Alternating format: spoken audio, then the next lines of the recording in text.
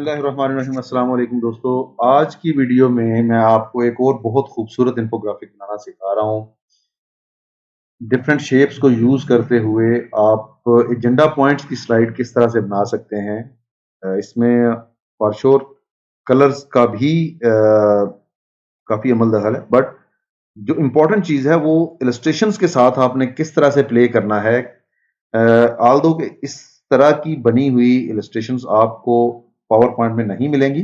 ये multiple illustration जैसे circle है, जैसे रेक्टेंगल है, उनको यूज करके हमने ये स्लाइड बनाई है। तो आए शुरू करते हैं। इस वीडियो को एंड तक जरूर देखिएगा। इस वीडियो में आपके लिए बहुत कुछ नया है। इसके अलावा W3 skill set YouTube channel को सब्सक्राइब करें और हमारी वीडियोस को दूसरों के साथ शेयर करें ताकि ज़्यादा से ज़्यादा लोग इन वीडियोस से इस्तेफादा हासिल कर सकें।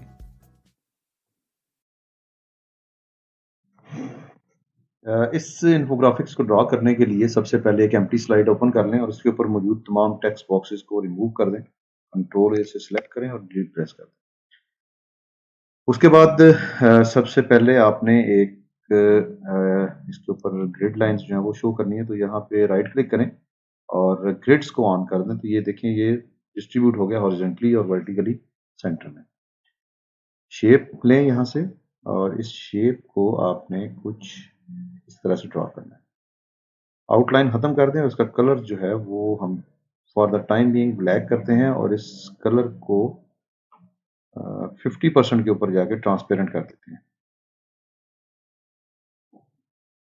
अब एक सर्कल ड्रॉ करें और इस सर्कल को आपने इस तरह से ड्रॉ करना है कि ये हाफ सर्कल इस शेप के अंदर आए और हाफ इसके बाहर आए। दोनों शेप्स को सिलेक्ट करें और फॉर्मेट टैब के अंदर मर्ज शेप्स का एक ऑप्शन है और यहाँ से एक फ्रेगमेंट है। तो फ्रेगमेंट से आपने इसको फ्रेगमेंट करना है और ये नीचे का पोर्शन और टॉप का पोर्शन दोनों रिमूव कर देना है। दोनों शेप्स जो कटने के बाद आपके पास बची हैं उनको सिलेक्ट करें और इनको यूनियन कर दें। तो ये हमारे पास कुछ शेप इस तरह से बन जाएगी। इसकी आउटलाइन नहीं होनी चाहिए, आउटलाइन अगर है तो इसको आप यहाँ से रिमूव कर दें। इस शेप को कॉपी करें और कुछ इस तरह से इसको प्लेस कर दें।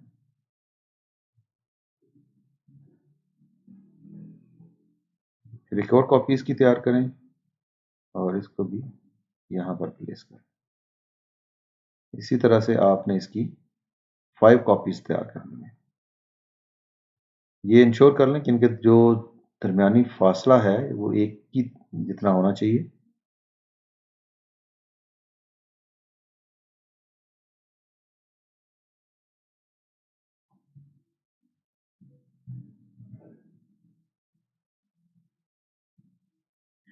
उसके बाद एक और रेक्टेंगल ड्रॉ करना है आपने कुछ इस तरह से और इसका साइज भी सेम इस रेक्टेंगल जितना कर दें।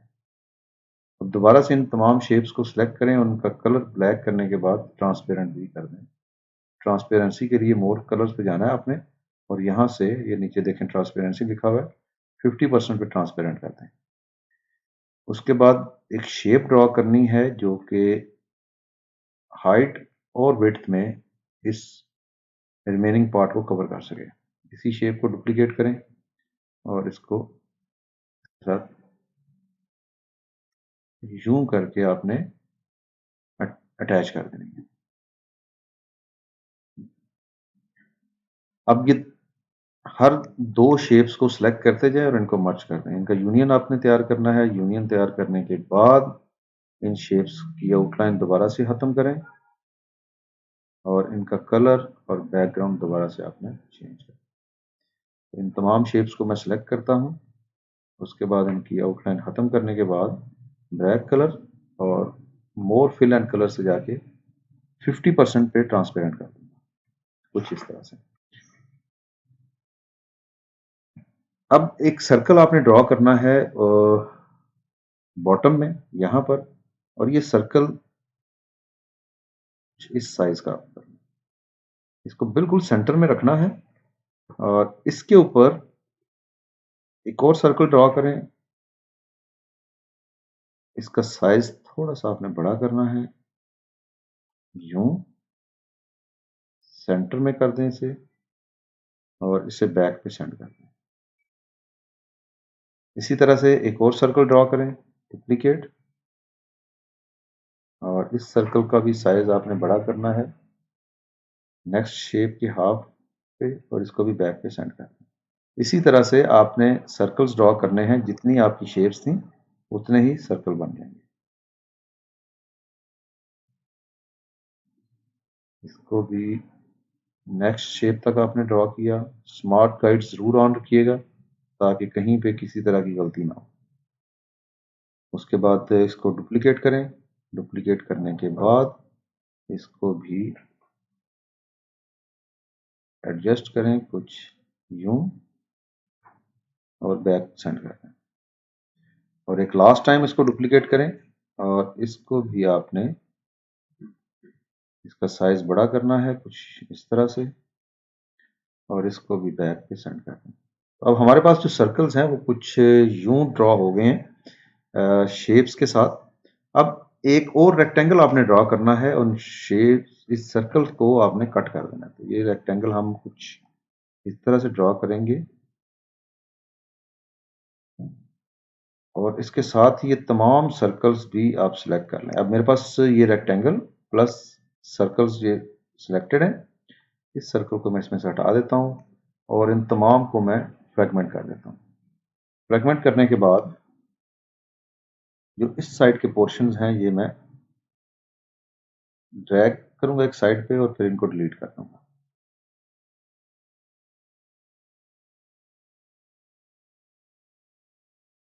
रिमेनिंग पार्ट मेरे पास कुछ इस तरह से बच गया है और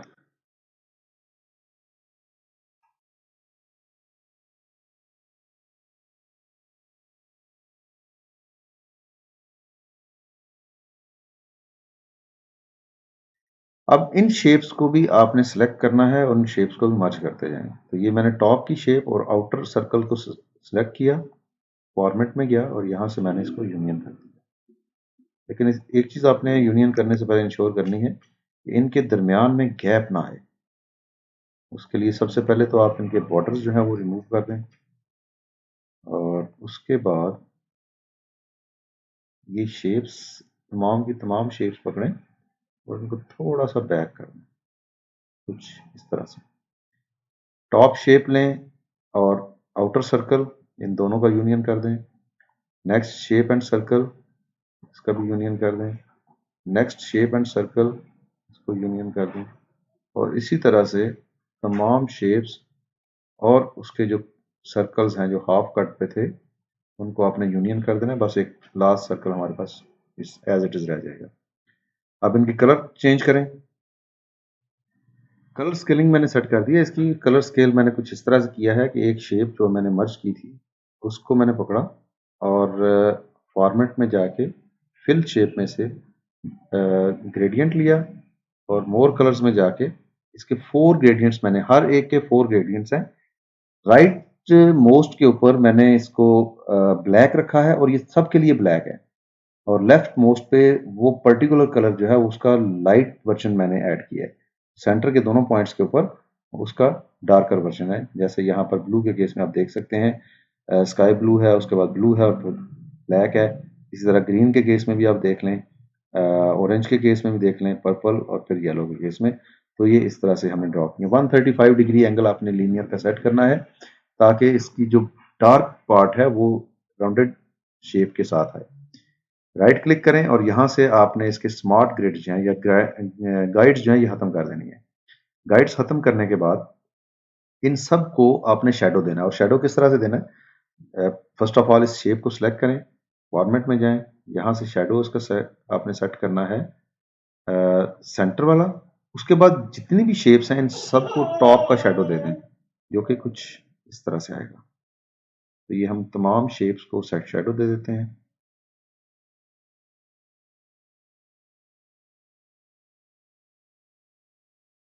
इस शेडो के का वेट अगर आप ज्यादा करना चाहें तो आप इसका वेट ज्यादा कर सकते हैं। अब इसके बाद इसके ऊपर आपने टेक्स्ट लिखना है। तो सबसे पहले ये जो हमारा आइकॉन था इसको इसके ऊपर हम एक कोई आइकॉन ड्रॉ करते हैं। ये जो हमारा एक सर्कल मिडल में था, उसके लिए आइकॉन सर्च करें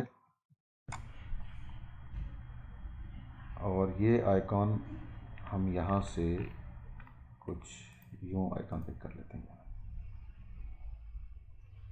इसका साइज छोटा कर दें और इसे यहाँ पर प्लेस कर दें।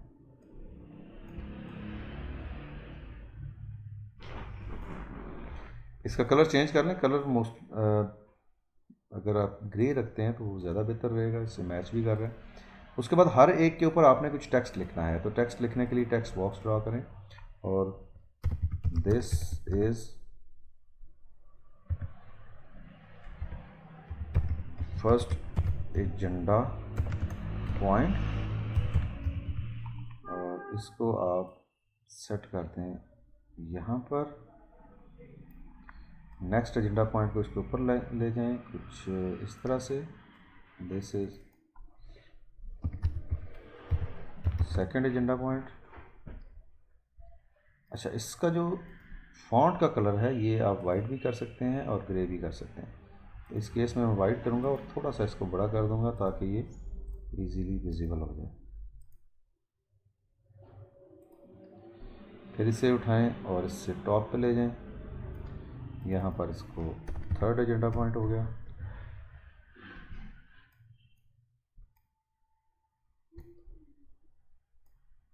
उसके बाद फोर्थ हो जाएगा,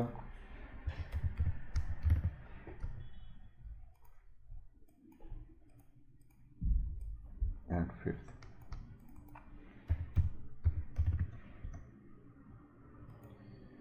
इन तमाम को आपने अलाइन करना है कुछ इस तरह से।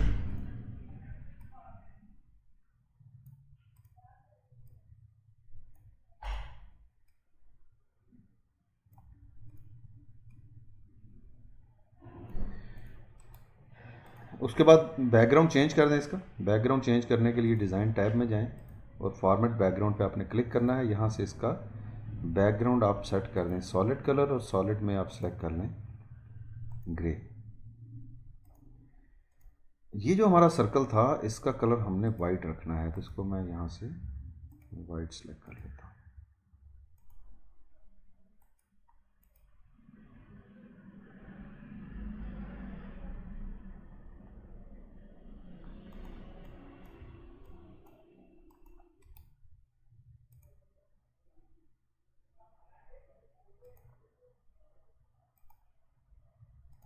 और इसके ऊपर हमारा आइकॉन इस तरह से आ जाएगा। तो ये थी एक और बड़ी खूबसूरत स्लाइड। उम्मीद है कि आपको ये स्लाइड भी पसंद आई होगी। आज से मैं आपको हर एक जो नेक्स्ट हमारी वीडियो आ रही होगी उसमें जो भी हमने स्लाइड या जो भी इन्फोग्राफिक्स बनाने होंगे उसका भी एक ओवरव्यू दे दिया करूँगा। तो अगली वीडियो में हम जो स्लाइड बनाने जा रहे हैं वो कुछ इस तरह से है। दोस्तों, अगली वीडियो में हम जो इन्फोग्राफिक्स बनाएंगे वो 3D शेप में इन्फोग्राफिक होगा। बहुत ही खूबसूरत स्लाइड है। Colour selection plus 3D view जो है इसको और भी खूबसूरत बना रहा है। तो अगली वीडियो का इंतज़ार कीजिएगा। अगली वीडियो में हम आपको ये इन्फोग्राफिक बनाना सिखाएंगे। दोस्तों, W3 स्किल सेट आपका अपना YouTube चैनल है, इसे सब्सक्राइब करें ताकि आपका और हमारा साथ हमेशा के लिए कायम रहे।